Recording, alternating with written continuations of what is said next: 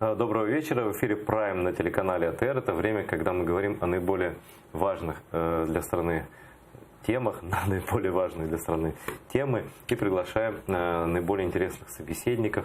Сегодня я очень рад приветствовать в студии двух великолепных людей. Я бы сказал, что это два ветерана, просто немножко в разных условиях они воевали за Украину. Но война, на самом деле, для меня, как для меня, так это одна война. Иосиф Зисельс, диссидент, человек, который на советские времена боролся за развал СССР, за независимость страны. Вот. И Максим Музык, это человек, который делал и делает это буквально сейчас. И с первых дней был волонтером, потом был воином на войне с Россией. Я рад приветствовать вас, дорогие друзья. Разговор у нас будет простой, человеческий, чувствовать себя как дома, АТР дом для таких людей, как вы. И говорим мы всегда, мы не отвлекаемся на всякую ерунду, в принципе, говорим по самой сути. Самая суть сейчас, я думаю, для всех нас, это то, что происходит вокруг войны, которая продолжается, и мы смотрим сводки, и каждый день гибнут, и обстрелы, и артиллерия, и все что угодно. А по телевизору мы слышим такие слова, как разведение войск. И вот, что интересно, говорят, люди-то вроде бы все нормальные, такие проукраинские. Я хочу, чтобы мы послушали две цитаты, а потом мы эту тему с вами обсудим. Во-первых, это министр обороны Андрей Загороднюк выступал в парламенте и сказал, успокоил общественность, которая возмущалась очень сильно и митинговала, что отвод войск произойдет только в двух местах. Давайте послушаем, что он имел в виду. Наразі планується розведення на двох ділянках. На цьому ми ставимо крапку поки що в коментарях щодо розведення. Інші розведення ми зараз не робимо. Звичайно, як європейська країна, ми маємо намагатися мирних рішень, а як Міністерство оборони ми маємо працювати щодо посилення спроможностей наших Збройних сил. Тому що, коли наші Збройні сили будуть відповідати загрозам, то шанси на мир будут набагато вищими. И вдогоночку сразу цитату из программы телеканала ТР «Прайм» Скрипин, где был вот буквально в четверг, то есть вчера, первый командир полка Азов Андрей Белецкий, и он сказал, что, по его мнению, отвод войск в Золотом – это сдача наших людей. Слушаем. Росіяни зараз грають в доброго розбойника. Тобто, ми такі от візьмемо, відійдемо. Питання ж не тільки в Золотому. Якщо ця пілотна, як вони називають, річ пройде, то вони розведуть по всій лінії фронту. Якщо в Золотому це просто, як на мене, аморальна історія зі здачею наших людей і нашого населеного пункту, то, вибачте, на півдні гранітна, яке є, в принципі, там ріка, і це є село Гранітне, це фактично, як пояснити, це природній рубіж оборони. Так? Якщо його включили в лінію оборони, якщо в лінію оборони включені такі речі, як Широкіна, то це катастрофічна абсолютно історія. Вот я хотел бы услышать от вас, Иосиф, и от вас, Максим, ваше мнение в целом, не то, что я конкретно прошу прокомментировать, что говорили эти люди, чтобы просто понимать контекст. Ваше мнение по поводу того, что происходит сейчас вокруг это так называемого перемирия, разведения войск, формулы Штайнмайера и прочих вещей. Пожалуйста, начнем с Иосифа. Мы за эти недели последние наслушались много чего, и вы привели сейчас две цитаты. И, с одной стороны, мне хочется возражать Белецкому по определению, но, с другой стороны, я не специалист не военный специалист, поэтому, может быть, мой коллега сможет как раз обратить внимание на военные аспекты. Я говорю, как мне кажется, из каких-то общих соображений здравого смысла и системных соображений. Вопрос, как мне представляется, заключается в доверии и недоверии. То есть одна часть людей доверяют президенту, правительству, министру обороны и готова закрыть глаза на все какие-то мелочи, как им кажется, которые обращают эту радость вот-вот-вот наступающего мира. Другие люди, и я отношусь к ним, скептики, которые не доверяют правительству, президенту и министру обороны, которые считают, что дьявол кроется в деталях, а детали, на мой взгляд, таковы, что они не позволяют доверять этим словам, радостным заверениям, и вот-вот уже это наступит мир. Я думаю, что мира еще долго, к сожалению, у нас не будет. И то, что сказал министр Загороднюк в последней части своего выступления, что надо укреплять армию. Потому что действительно, чем крепче наша армия, тем ближе к нам мир. Но он ближе не вот то, что сегодня-завтра, он ближе нам, возможно, через некоторые годы, которые еще должны пройти, пока русские не убедятся, что каждая попытка атаковать украинскую сторону, провоцировать ее, заканчивается большими жертвами с ее стороны. То есть не просто расширять, накоплять, усиливать армию. Тут очень важно еще применять современное вооружение, современную технику, радиолокационное наведение, чтобы каждый удар в ответ, а наши вроде бы стреляют только в ответ, наносил максимальный ущерб российской стороне. Похоже на то, как ведет себя Израиль уже многие десятилетия. Да. То, что потом называют неадекватным ответом. А кто считает? Это война. Какая может быть во время войны адекватная реакция на агрессию или на провокацию? И когда такое состоится, как я вот считаю, тогда легче будет говорить, легче будет оказывать давление на Россию, потому что я считаю, что никакие усилия нашего президента и нашего правительства к миру не увенчаются успехом. Только международное массированное давление, какое было организовано в предыдущие 5 лет, но еще не достигло того массированного формата, который должен быть, может привести и заставить, принудить Россию к миру. Только так. И вместо того, чтобы продолжать этот путь, который мы нащупали ценой больших жертв на фронте, 14-й год и 15-й год, очень много людей погибло, пока нащупан был вот этот путь к миру. Вместо того, чтобы его продолжать, это все отбрасывается в сторону, и начинается разведение войск, которое ставит больше вопросов, чем есть ответов самому. А вам не кажется, что никакого по факту реального разведения не будет, потому что не будет прекращения стрельбы, потому что они показывают нам, что им это не нужно? Ну, они же как бы утверждают, ну, опять же, нужно военного эксперта. Ну, сейчас спросим у Максима. Они утверждают о том, что отсутствие стрельбы должно быть только на этом участке. Это тоже абсурд. А где он заканчивается и начинается? Да, и вот именно, кто определяет ширину участка? Там 1 километр, 2 или 3. Если рядом стреляют и погибают наши солдаты, как можно говорить, что ничего не происходит? Давайте замиримся и разойдемся вот на этом участке. А рядом пусть дальше продолжают гибнуть. Полный абсурд. Вот отсутствие здравого смысла в рассуждениях представителей власти меня больше всего удручает. Максим Музыка, слово вам, как волонтеру, как ветерану, как профессионалу.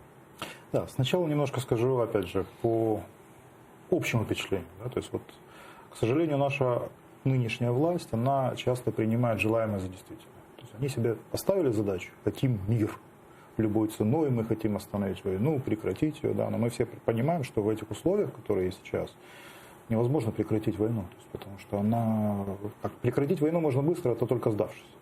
Все можно только выиграть. Ну, на прекращение войны нужно желание еще того, кто на тебя напал. У него как-то не очень спрашивают. В погоне за картинкой, да, то, что война прекращается, мы добиваемся результата, то есть часто подменяются понятия, да, то есть опять же.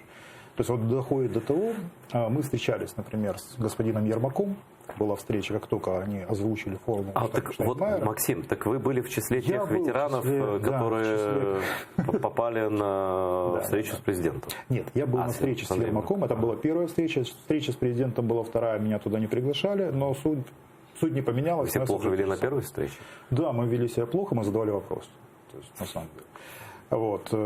Позиция была, на самом деле, когда мы шли туда, да, у нас было какое-то ожидание, что, наверное, мы чего-то не понимаем, чего-то не знаем, то есть, нам расскажут, покажут, как это должно быть, и мы прозреем. Да, но мы прозрели не от этого, мы прозрели именно от самоуверенности и самодовольствия. Да, то есть, мало того, что, когда общались, пригласив там 40, скажем так, лидеров общественного мнения, там, достаточно головастых ребят, зубастых, да, то есть, даже не удосужились как-то оценить, с кем они имеют дело, то есть и начали месседжи толкать, которые, возможно, работают на электорат команды Зеленского, но совершенно не работают на таких ребят, как Антон Швец, Витя Трегубов, да, Денис Казанский и прочих. Да, то есть, и вопросы, когда мы им задавали, они просто не могли дать ответ.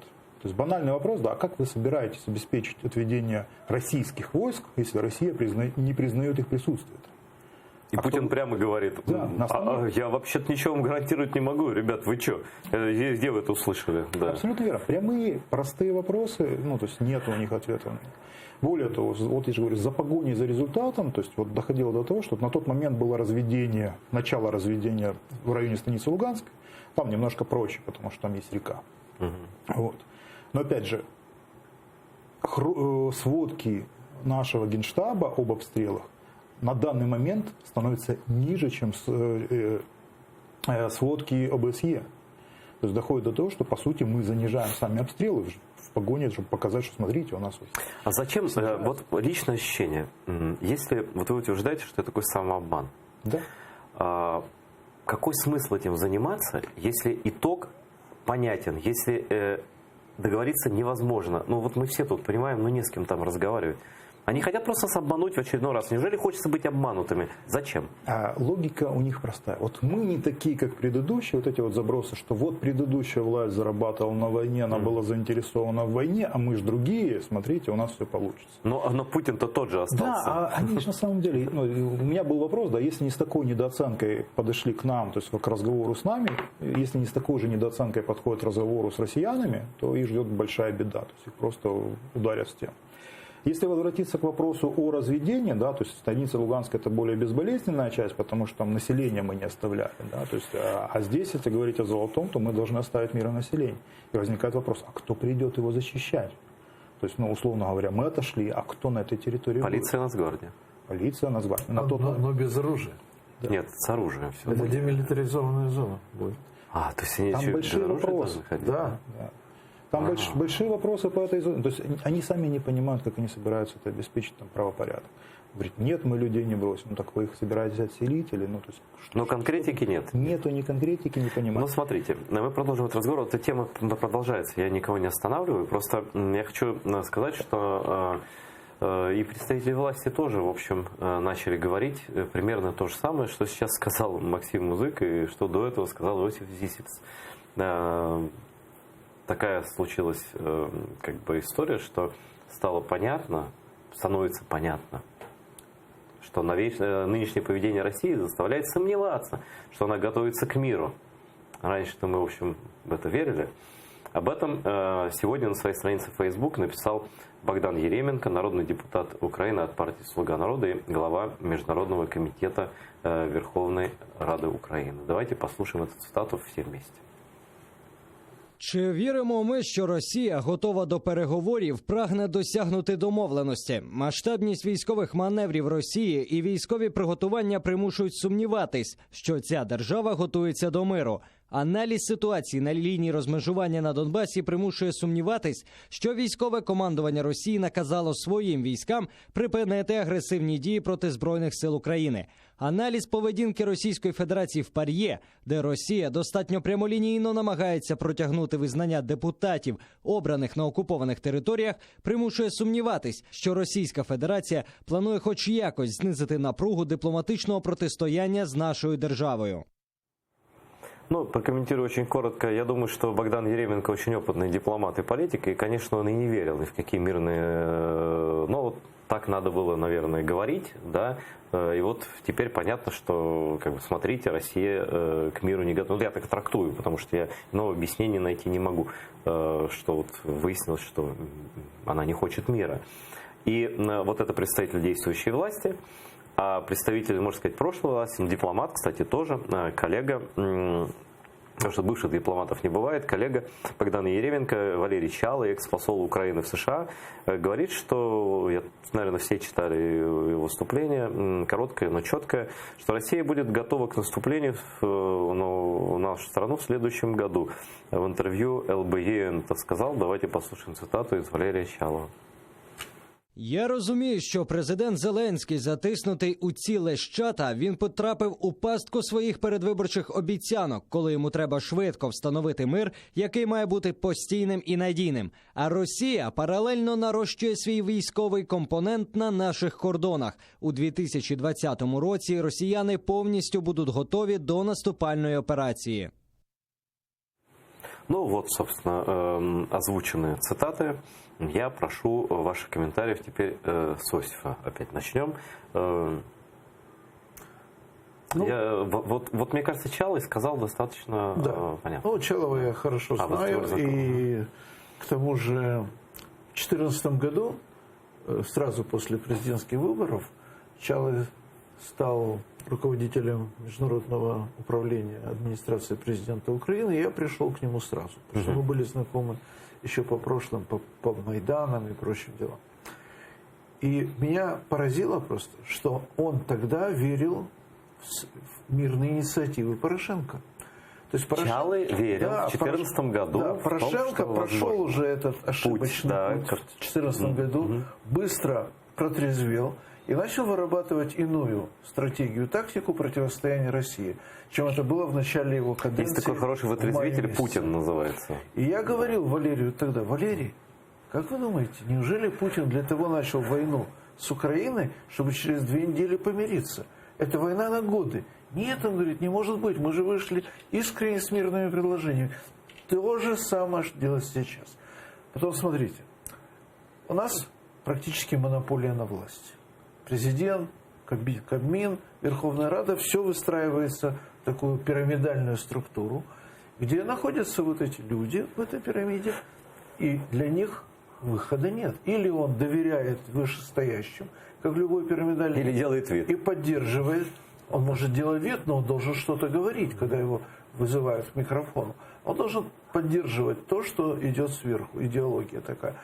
Если он этого не делает, его выкидывают из этой пирамиды. Они с таким трудом попали в эту пирамиду. Для чего? Они уже думают, ладно, буду повторять. Ведь с нами тот, кто все за нас решит. Вся ответственность лежит на президенте. Я что-то больших трудов с их стороны не вижу в попадании в этот список у большинства людей. Я поддерживаю то, что сказал Максим. Я не верю, что разведя даже на километр в сторону, во-первых, что российская сторона последует этому. Потому что, на мой взгляд, нет позитивных опытов разведения войск в этой ситуации. Второе. Я вспомнил почему-то 1939 год. Я был в Пшемышле, и в 1939 году... Я думал, вы 39-й год, вы не можете его вспомнить. Я вы 46 года рождения. Описание. Просто я недавно был в Пшемышле, где на кладбище, на еврейском, есть братские могилы евреев, расстрелянных немцами в сентябре 1939 года. То есть договорились Советский Союз и Германия, граница по Сяну, по реке, которая проходит через Пшемышль. Но немцы по инерции, поскольку Советский Союз задержался на 17 дней, немцы проскочили эту границу. Буквально на пару дней зашли в Пшемышль, расстреляли евреев, подошла советская армия, немцы вернулись на свою сторону. То есть для того, чтобы наказать жителей Золотого, которые поддерживали украинскую армию, которые помогали ей, когда она была там, это много времени для этого не нужно. И мы что, потом будем чухать затылки и думать, что ну мы же не знали, что так будет. Не знали. И мы вам говорим, и эти Майданы, которые разворачиваются, эти акции протеста, это предупреждение. Мы не можем реально помешать разведению войск. Вот волонтеры сказали, мы зайдем вместо армии, для того, чтобы поддерживать там порядок и защитить наших людей. И слава Богу, что есть такие волонтеры. Потому что просто так бросить, говорят, на призволящие людей, это не делает серьезная страна. Потом, куда они отводят войска? Вот, может быть, вы, Максим, знаете. Сторонники Зеленского меня убеждают в Фейсбуке, там все подготовлено. Они там были, наверное, все. Они там не были, но они... Я-то не был, поэтому я не рассуждаю. Они там тоже не были, как и я. Но они верят своему лидеру, а я ему не верю. И вот, я не верю, что на расстоянии в километр, плюс-минус там 100-200 метров, есть новая укрепленная линия, которая можно перезимовать. Сейчас куда на зиму выгонять людей? В чистое поле, в палатке. Максим, вы что-то знаете про это? Абсолютно верно. То есть, мы понимаем, что после Дебальцева, по факту, с февраля 2015 года не было большого движения войск, какого-то перемещения, изменения линий. То есть за эти годы, за 4,5 года, то есть там уже ребята успели окопаться, успели привыкнуть, выбраны максимальные позиции, пристреляны, заминированы подходы. То есть уже можно как-то держать эту линию обороны. То есть я не скажу, что там оптимально, я не скажу, что там превратилось все в железобетонные доты, но тем не менее линию обороны можно держать. Отойти просто назад, то есть неизвестно куда, то есть опять же рельеф местности, какой он там будет там возвышенность, или наоборот это будет впадина, никто не знает. То есть, возможно, придется отходить не километра, а 5 километров до какой-то линии, которую есть смысл держать. То есть, очень много вопросов. И опять же, когда мы задавали вопрос, а с кем вы конкретно договариваетесь о разведении войск? Самый сложный вопрос. Путин сказал, я же вам ничего гарантировать не могу. Россияне... А с этими наша власть не может вести переговоры. Вопрос, с кем переговоры? Нас нету, этих мы не контролируем. То есть здесь вы придаете субъектность вооруженным формированиям? Нет, вы тоже не хотите... Так слушайте, получается, что вообще не с кем говорить. Командиры подразделений, российские офицеры. Я не говорю про штатность. Да, говорить и назвать их повстанцами может только агентство France Press. А также, послушайте, я сейчас никого не прерываю, просто у нас сейчас небольшой сюрпризик будет в эфире. Я хочу, чтобы мы немножко введу в эту тему по поводу того, что все-таки украинская власть, наша с вами власть, как бы мы к ней не относились и критиковали, очертила красные линии в отношениях с этими прекрасными мирными структурами под названием Л и ДНР.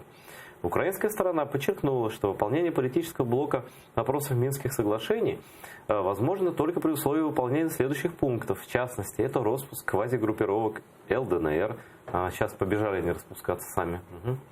Полное прекращение огня. Об этом сообщила Дарка Олифер, пресс-секретарь Леонида Кучмы, представителя Украины в трехсторонней контактной группе в Минске. Я без иронии вставил, но, по-моему, никто и не думал о том, что не для того они Новороссию это устроили, чтобы там пионерию создавали и войска, и свою все, чтобы завтра, так, если был театр, мы тут это самое все подумали, теперь мы Украина, слава Украине, и что дальше? Прокомментировать реакцию Москвы в России на это, на красной линии, очерченной нашей властью, что я считаю позитивным моментом, я попрошу корреспондента агентства «Униан» в Москве Романа Соболюка, единственный журналист, аккредитованный в Российской Федерации. Привет, Романе! Привет, Айдер, привет всем, привет, Крым и привет, телеканал АТР. Ну, ты слушал чуть-чуть программу, наверное, успел послушать, о чем мы говорили.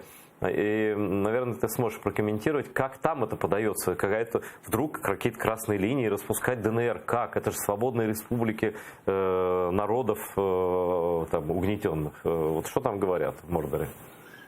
Ты знаешь, происходит очень интересная метаморфоза, или как они тут говорят, биполярочка. Вот очень часто российская пропаганда и российские официальные лица говорят одним голосом. Сейчас два голоса. Потому что российские представители, в частности, был комментарий Пескова, я у него сам спрашивал по этому поводу, и комментарий спикера МИД Захаровой, которые очень осторожны, не делают никаких резких слов, как обычно в таких ситуациях происходит, а наоборот, ситуацию подвешивают и рассматривают ее в таком ключе, я так понимаю, чтобы оставалось у них поле для маневра. Насколько я понимаю, официальная российская власть в данном ключе хочет добиться следующего, чтобы подвести ситуацию к тому, чтобы западным партнерам сказать, вот видите, Украина не выполняет Минские соглашения, давайте снимать Минск. А Донбасс, естественно, нас. Если мы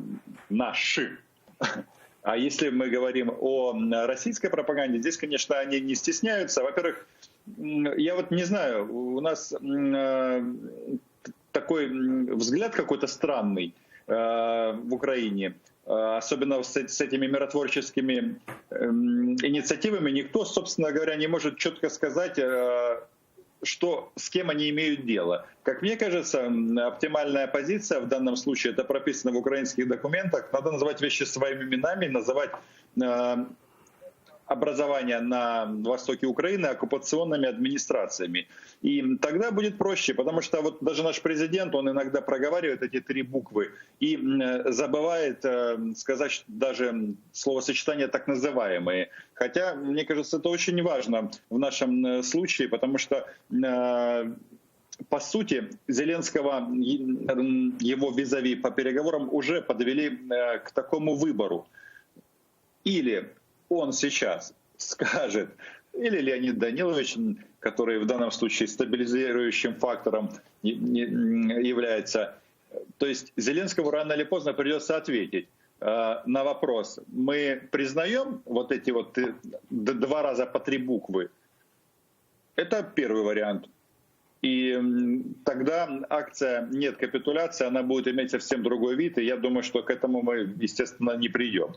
А второй вариант, действительно, он скажет, в Минских соглашениях этого нет, этих аббревиатур, и все декларируют о том, что это территория Украины, соответственно, она должна реинтегрироваться таким образом в Украину, чтобы стать частью нашей страны. А то как-то так получается, что Владимир Александрович через 5 лет может быть переизбран на другого президента, а вот люди, которые назначены на Донбассе, они, пока их не ликвидируют их начальники, что они там, то есть они абсолютно будут вне правового поля. Роман, вопрос второй будет касательно риторики кремлевских СМИ, они там все абсолютно кремлевские, в адрес Владимира Зеленского, которая была чуть ли не восторженная, такая розовая, в надеждах на вот этот вот мир во время выборов, мы помним. Я считаю, что мы медвежью услугу оказывали, ну и дальше все это шло в каких-то колебаниях, но все-таки он же лучше, чем этот вот фашист уже заклейменный, хотя тоже с ним пытались мирно договариваться когда-то в 2014 году, как Иосиф Зисельс напомнил. Что сейчас, кем сейчас рисуют российской публике, а значит это в мыслях в Кремле, президента Украины Владимира Зеленского? Ну, тут надо отметить, что Петра Алексеевича мочили как раз и делали такие мини-комплименты во время избирательной кампании действующему президенту, исключительно для того, чтобы у нас сменилось руководство Украины. То есть тут просто как бы надо смотреть на ситуацию в комплексе. Есть наши внутренние политические дела, а есть задачи, которые решает Россия. Вот для них как бы Порошенко был неудобен на переговорах, и, соответственно, они весь объем негатива и, извините за прямоту, говна, которое можно было вылить, они его вылили. Но вот этот вот прибор, который вот эти нечистоты распространяет, он уже как бы работает по программе в зависимости от того, какую фамилию нужно дискредитировать. И в данном случае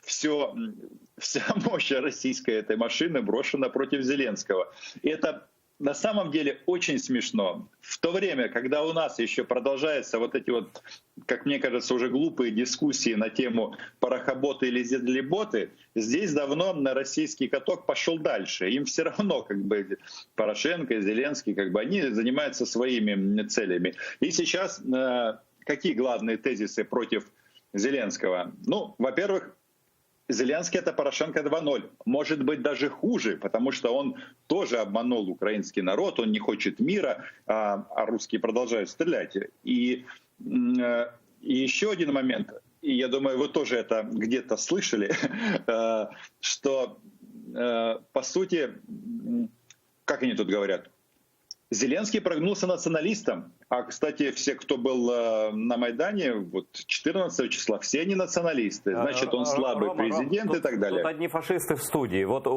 фашист украинский Максим Музыка, вот еврейский фашист Иосиф Зисельс, и крымско-татарский фашист Айдар Муждабаев. И ты еще вообще диверсант фашистский. Продолжай, да. Мне просто показалось это смешным все. Я думаю, знаешь, они будут максимально пытаться дискредитировать в принципе украинское движение. Этим занимаются на самом-то деле много лет, и до войны этим занимались. Я считаю, что мы просто не должны на это обращать внимание в принципе, потому что Украина будет всегда для них плохой. Вот сейчас формула Штайнмайера, вот мне очень просто странно, вот даже если на этом этапе офис Зеленского выполнит все требования, которые они хотят, ну в смысле там отвод, формулу Штайнмайера, пообещают особый статус, хотя в Минских соглашениях сказано об особом порядке местного самоуправления для отдельных районов Луганской и Донецкой области. Это как бы все-таки совсем другое. То ему на следующий день снова выдвинут новые требования. Вот они сейчас отведут войска. Сейчас же Москва работает на то, что им надо срочно максимально дискредитировать президента Зеленского, показать, что он неспособный, плохой и так далее, чтобы у нас была политическая нестабильность, политическая смута, и тогда они смогут ловить рыбу в мутной воде. И то есть, если наши отходят, ну, понимаете, президент Украины сказал, что он, как он сказал на первой пресс-конференции, что он несет личную ответственность за безопасность этих людей.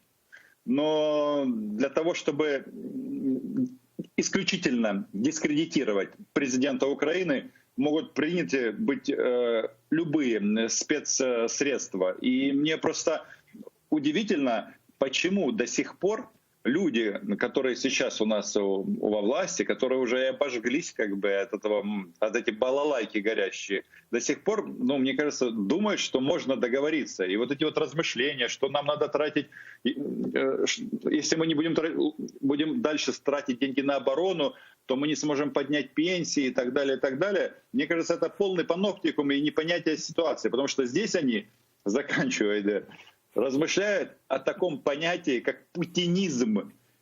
И эти все вещи комментируются в Кремле, кремлевскими чиновниками, а внедряют вот эти вот такие интересные словечки люди, которые курируют оккупированный Донбасс. Если у них путинизм, вы уверены, что в принципе, если он велик, можно оставить Украину в покое?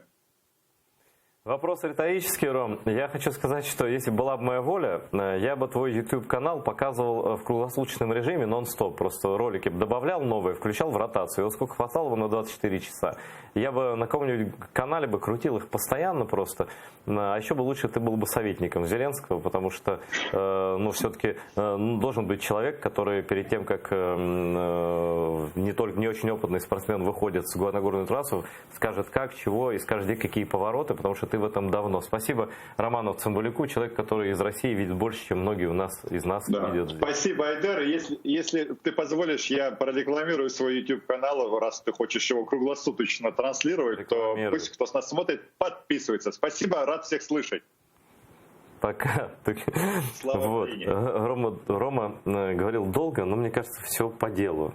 Есть что добавить у вас?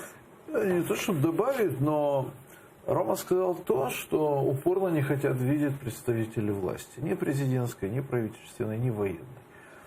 То есть он сказал, что Россия не хочет мира.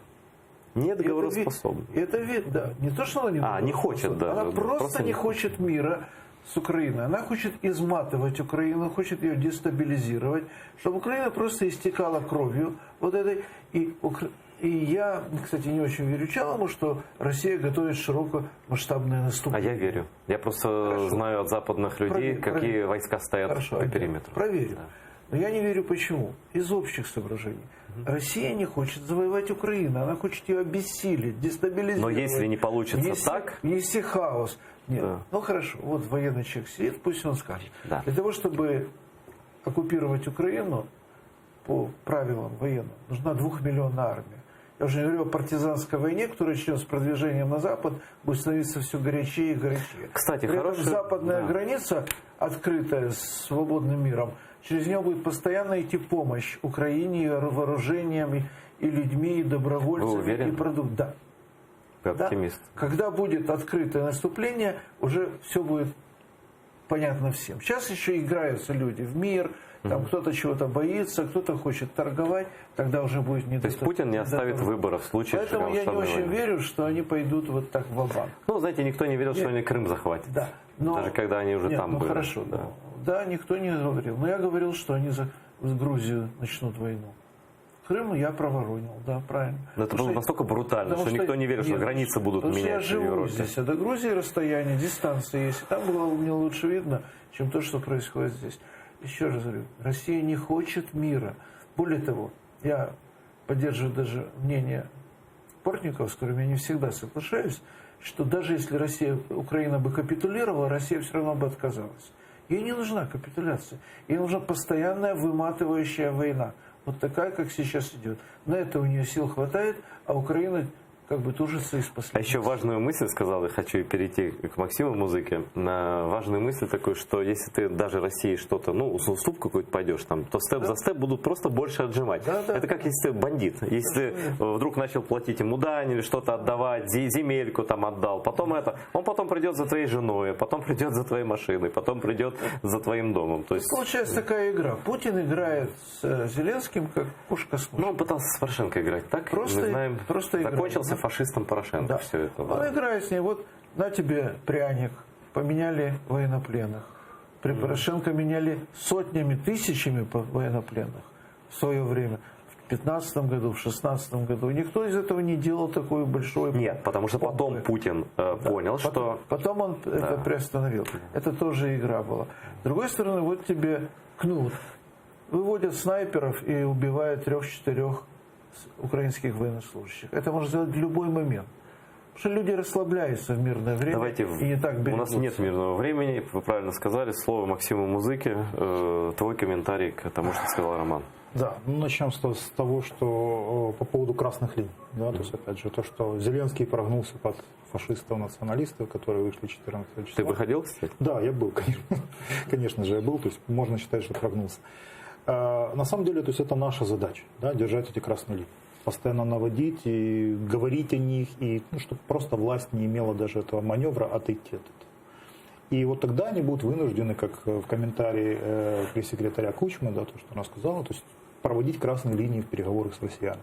То есть и наша задача, опять же, их к этому стимулировать, и чтобы в переговорном процессе мяч все время перебрасывался на россиян. Да, то есть не на нас, да, то есть вот окей, вы приняли то есть, эту форму Штайнмайера, да, то есть, а дальше на них. То есть прекращение огня, отведение российских войск. Чтобы мир видел, что, абсолютно, что они в очередной выполняют. тысячный раз, что люди не хотят никакого Абсолютно мира. верно, что мы свою часть выполнили, ждем от них уступок, они должны это. И это все, это постоянно должно быть. И одновременно усиливать линию обороны.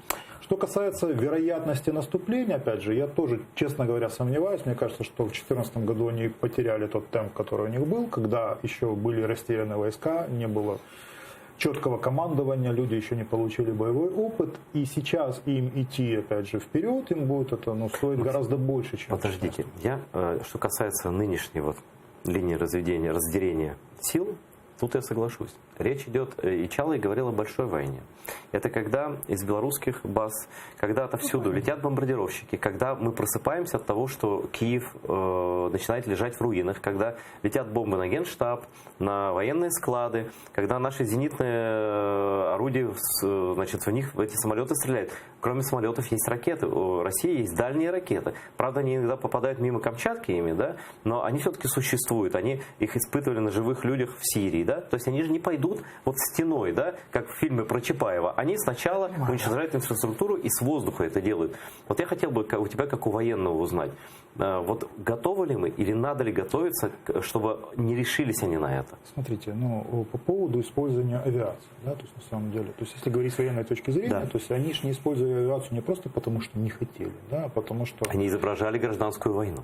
Это часть, опять же, но в то же время у нас достаточно сильная система противовоздушной Хотел обороны. спросить, важно. Тут да. им немножко будет тяжело, скажем так. Я не скажу, что это невозможно для российской армии, что мы способны ее сдержать, отбросить, так, да, но пройти им будет гораздо тяжело. И опять же, входить на ногах на чужую территорию, да, то есть им это гораздо тяжелее. Они входят, когда территория уже в руинах. Это было в Чечне, это было везде. Слишком большая, то есть большое население. Были ограниченные большая... территории.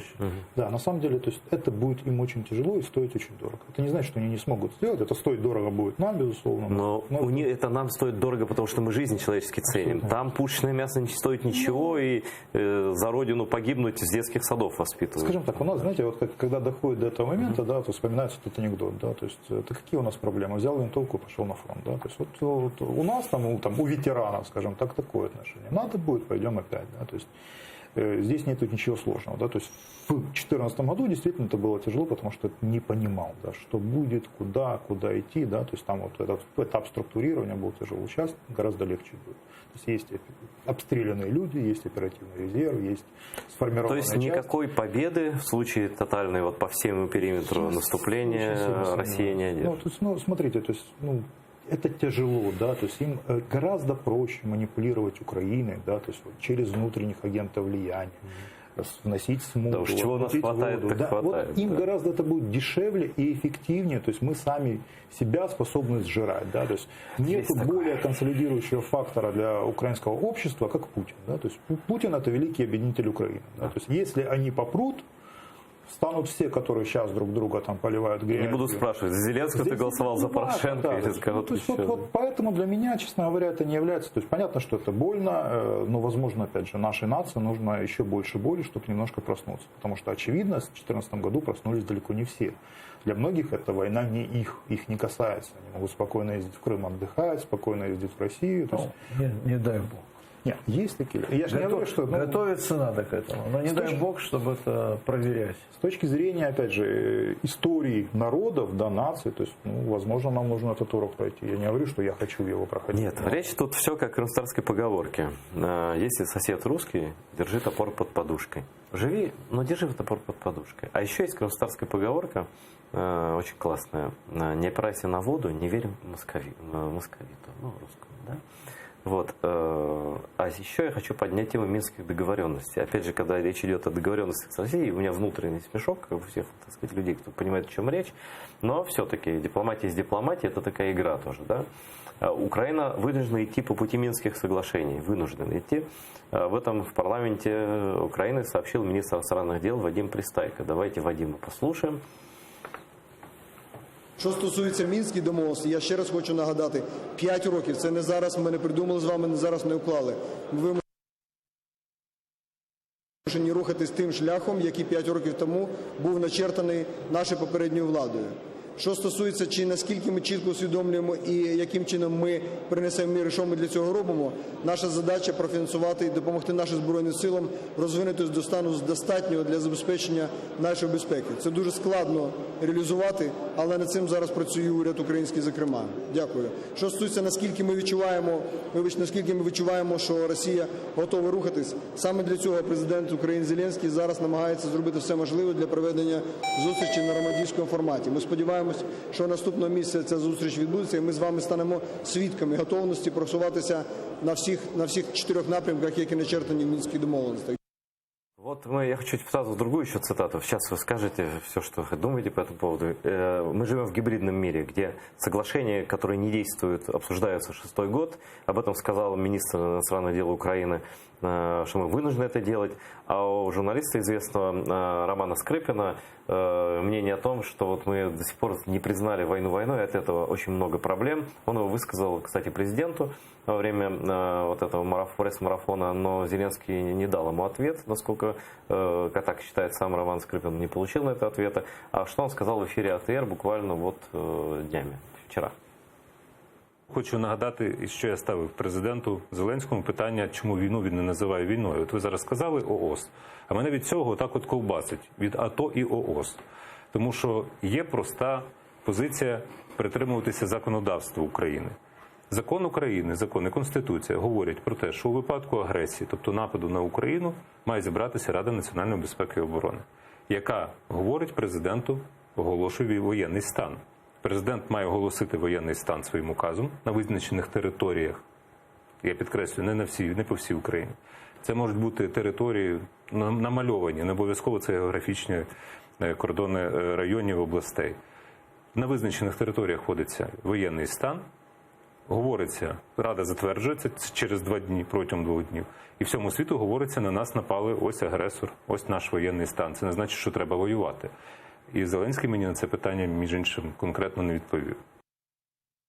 Вот один из моих гостей, Иосиф Зисельс, как раз на митинге на Майдане 6 октября сказал, что что судьба Украины решается не в Минске и не в Москве, и не в нормандском формате. Она решается здесь, на Майданах. Так я вас правильно процитировал? Так вот вопрос и к вам, и к Максиму. Мне кажется, личное мое мнение, что Минские договоренности — это тупик, и скоро просто, все поймут, что дальше играть в это невозможно. Это об этом открыто мало кто говорит, но мы можем себе это позволить, а чиновники наши нет. На самом деле, с точки зрения, насколько я знаю, это мнение дипломатов, юристов международных, Минские соглашения юридически ничтожны. Они не имеют никаких правовых последствий. Это уникальный документ. Да, никаких правовых последствий. В мире такого не было. Но надо понять, и я хорошо помню, когда это подписывалось, когда русская армия перешла границу после Иловайского котла, и тогда Порошенко, спасая ситуацию, чтобы хоть как-то затормозить это дело, он дал команду на подписание Минских соглашений. Но почему это юридически ничтожно? Потому что он сделал это под принуждением войны. Все, что делается под принуждением, имеет юридическую ничтожность. Это как договор, совершенный в состоянии, когда угроза. И Порошенко это быстро, он понимал это сразу, понимал потом, поэтому он старался не идти как раз этими Минскими соглашениями, потому что там прописан абсурд, что вначале делаются выборы, а потом только передается контроль над границей. Там абсолютно все. Сюр от сторон. Или пьяными, или совершенно растерянными, чтобы подписать такое. Все, было подписано, но дальше не пошли. И слава Богу. И сейчас дальше мы не идем. Попытка была оживить этого мертвеца, но мертвец этот не проснется. Кстати, линия, которая была по Минским соглашениям, значит, надо русским отдать Дебальцеву. Да? Кроме того, даже то самое, о чем мы говорили, разведение войск. Должно быть отведено тяжелое вооружение больше, чем на 15 километров, чтобы оно не могло доставать до новой линии обороны. Или законсервировано и проконтролировано ОБСЕ, опечатано. Никто этого не сделал. Что, разве в Луганске это сделали? Нет, конечно. Так я же говорю, нет ни одного позитивного опыта разведения войск. Такое, чтобы оно было правильно сделано по международным стандартам. Максим, Минские соглашения, это опять мое личное мнение, они в ближайшее время кем-то будут дезавуированы. Либо Путин психанет, скажет, что вы под меня не прогибаетесь, не ложитесь, не делайте, что я хочу с моими этими ребятами, с народными республиками, не разговаривайте. Либо Украина скажет, все, хватит в это играть. Все говорят, что к этому санкции привязаны. Что бы к этому не было привязано, но если это гнилое, оно отвяжется. Да? Каково твое мнение о перспективах вообще Минского этого процесса? Скажем так, я не дипломат, опять же, но мне кажется, что нужно выходить, опять же, четкую какую-то формулировку. Новый процесс, предлагают Будапештский процесс, нормандский процесс, какой угодно. То есть важно процесс, который будет более четко это все регламентировать. Минский процесс, я так понимаю, что держимся, потому что не за что другое держаться. Приходится оперировать хоть каким-то понятием. И Запад настаивает. Да. Я думаю, что принуждали Порошенко. Не называть войну войной его тоже при всем, я его не оправдываю. Я уверен, что его принуждали. Только не говорите война, тогда как же газопроводы наши, тогда как же это все. Мы можем предполагать только, что было давление, опять же, обещанные санкции за нарушение, опять же, этого Минского процесса, который в том числе, опять же, непонятно кем подписан, никем не парафирован, но тем не менее мы к нему возвращаемся. То есть должен выйти какой-то новый процесс. Я так понимаю, что наша власть в том числе стремится к тому, чтобы был сформирован какой-то нормандский формат, в рамках которого уже более четко можно будет уже прописать и последовательность шагов, собственно говоря, к чему-то прийти. Но у нас же, опять же, вопросов больше, чем ответов. Потому что мы понимаем, что ни о каких выборах в присутствии войск не может идти речь. А войска не уйдут, потому что Путин этого не хочет. Все. Абсолютно верно. То есть я уже даже, я не возвращаюсь, потому что сразу же возникает вопрос выборы. То есть мы говорим сейчас пока только, допустим, войска вдруг ушли, испарились. Путин сказал, что у нас здесь и не было. Мы же говорили, что у вас гражданская война. Да? То есть контроль над границей восстановлен. Да? Но вопрос возникает, опять же, мы вернули этих людей в информационное поле свое. Да? То есть на данный момент эти люди находятся, то есть уже 5 лет, как минимум. Да? Максим, это же фантастика. На словах, слова отдать границу. До этого были слова про выборы украинские. Это уже смешнее, чем любая шутка 95-го квартала. Вот абсолютно любая. Это на уровне возвращения Крыма. Да, Отдать границу. Вот, собственно говоря, вопросов больше, чем ответов, и мы понимаем, что мы к этому не придем. И вопросы риторические. На самом деле, они даже ответа не требуют. Я думаю, что и многие люди в администрации просто это какая-то игра. Я не знаю, зачем и чем она закончится, но, на мой взгляд, это игра. Поэтому тему мы это закрываем. У нас остается 5 минут. Я хочу посвятить эти 5 минут Крыму и крымским татарам. Иосиф, вы в эфире нашего шоу «Мост», который каждую субботу в эфире телеканала АТР в 10 вечера, сказали, что в диссидентские времена Украина и крымские татары были вместе. Насколько мы сейчас вместе и насколько нам важно быть вместе и действовать вместе против российской агрессии? Ну, сейчас совершенно иная ситуация. Тогда было там несколько сотен украинских диссидентов, скажем так, и крымско-татарский народ, который был изгнан, у него была за 5000 километров своя активная часть была, которая боролась, и мы с ними были союзники. Мы их всячески поддерживали в диссидентские времена. И для меня было в те годы это очень важно. С тех пор, как я впервые услышал по какому-то радио иностранному, что существует проблема крымских татар, для меня больше не было выбора в этом деле, всегда поддерживать их. Я видел, как другие это делали, как Григоренко, как Илья Габай, как Анатолий Капсон. Я знал и слышал это все, поэтому для меня не было альтернативы. Сейчас крымские татары – это часть Украины, часть украинского гражданского общества, часть политической нации украинской. И я сказал не только это. Я сказал тогда, когда вот был у вас на канале, я сказал, что если бы украинская власть была более дальновидной, она бы предоставила национально-территориальную автономию еще раньше. Вот когда первый раз Ющенко пообещал, я был при этом на дне рождения у Мустафы в 2003 году. Я приезжал вместе с Ющенко к нему на день рождения. И он тогда обещал это. Если бы они это тогда сделали, я сказал, Путин даже не дернулся. тогда было бы кому защищать Крым. А так Крым не защищали. Да, Путин бы и не дернулся. Потому что крымские татары бы за свою землю бы, во-первых, дрались бы за каждую 5 земли. Армия была бы с нами. Во-вторых, армия бы поддержала крымских татар, гражданское общество бы поддержало крымских татар. Потому что когда видно, что люди воюют за свою землю, все начинают им помогать. Ну вот сделали автономию русскую там де-факто. Кругом везде татар крымских, вы знаете, никуда не пускали, ни в какие органы власти, ни в правовую систему, никуда считали врагами, опасностью крымских татар. А русских, россиян считали братьями, пускали туда Лужковых, там всяких этих, ну, забыл их фамилии все. Они разрушали Украину, агентуру свою насаждали, и все. Но после этого была пауза на Януковича, потом был Порошенко, который прямо сказал, что нам надо свою перед крымским татарами долгом вернуть, уже теперь хотя бы когда они в оккупации, признать их коренным народом Украины, внести изменения в Конституцию, назвать Крым крымстатарской землей, крымстатарской автономией в составе Украины, и тем самым ударить по Путину, и все было бы правильно, если бы это не цитировал 16-й год. А сейчас у нас 19-й, и Порошенко так и не сделал этого, и все это перешло теперь к Зеленскому. Об этом вот как ты относишься к тому, что я сказал? Ну, я бы сказал, во-первых, с татарами мне выпала честь воевать вместе, да, то есть мы были с ребятами батальон Крым, да, но это не был батальон, да, на самом деле это была группа под командованием Исея Каева, то есть мы были вместе на своей могиле. Опять же, и даже там на стене Донецкого аэропорта я написал Крым, да, поскольку я был с этими ребятами. Потому что Крым это, то есть это как наше, да, то есть наше, но не в плане, то есть вот это общая Украина, да, то есть я очень уважаю крымских татар, да, я хотел бы помочь максимально, да, вернуть им свою землю, свою родину, да, вернуться им туда, да, то есть будем делать все для того, чтобы она вернулась. Вот. Спасибо, Максим. Я хочу, чтобы вот сегодня в парламенте принимали, это последний эпизод нашей программы, принимали бюджет, первое чтение. И выяснилось, что в отличие от предыдущих бюджетов, там не заложены деньги на поддержку нашего телеканала, который оказался в изгнании, который не может никак зарабатывать коммерцией, который несет Украину в Крым и связывает Крым с Украиной. Мустафа Джемилев, лидер крымстатарского народа, легендарный диссидент, висказався по цьому поводу прямо в парламенті. Як відомо, після окупації Криму в єдиний світі кримсько-татарський канал АТР був закритий окупантами і став віщати на територію Криму з материкової частини України цілодобово на 3 мовах – української, російської і на мові корінного народу.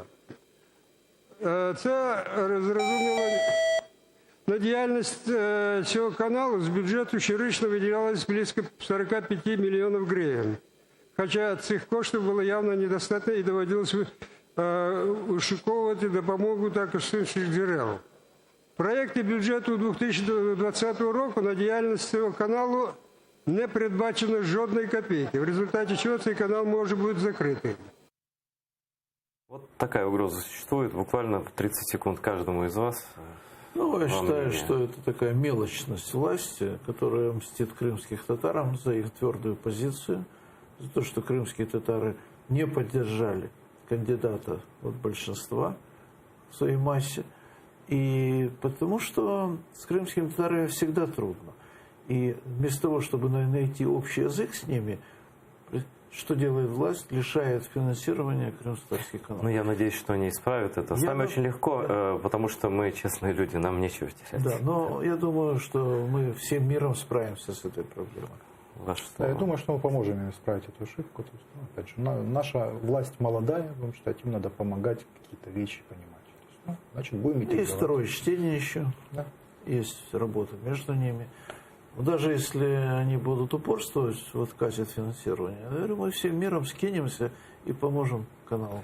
Спасибо вам, Иосиф, спасибо тебе, Максим. Я надеюсь, что эта ошибка, она будет исправлена, потому что мы здесь деньги не проедаем бюджетные, мы их тратим на донесение спутникового сигнала на оккупированную территорию Крыма. Мы считаем, что это крайне важно, и единственный крымско-татарский телеканал с историей борьбы, с историей изгнания и с историей возрождения в Киеве должен продолжать вещать, потому что это нужно не мне, не нашему коллективу, это нужно всей Украине, всем украинцам, которые себя таковыми осознают. Это нужно крымским татарам, это нужно и президенту Зеленскому, и правительству, и парламенту Украины. Спасибо, смотрите АТР.